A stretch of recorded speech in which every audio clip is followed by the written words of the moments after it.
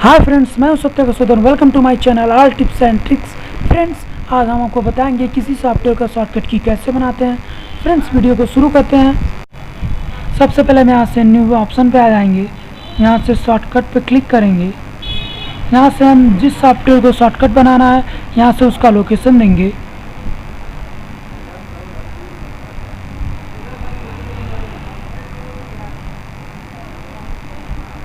Next करेंगे।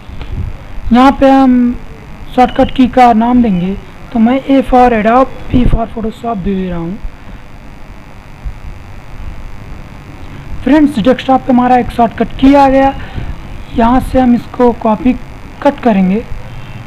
उसके बाद इसको लोकल डिस्क सी में विंडोज़ फोल्डर में इसको पेस्ट करेंगे।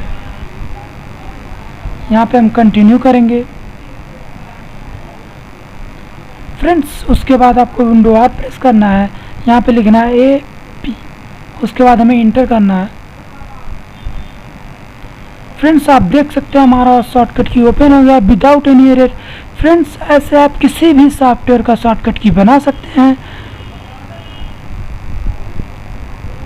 सो फ्रेंड्स, हमारा वीडियो आपको कैसा लगा? हमारे वीडियो को लाइक करें, शेयर करें एंड हमारे चैनल को सब्सक्राइब करें।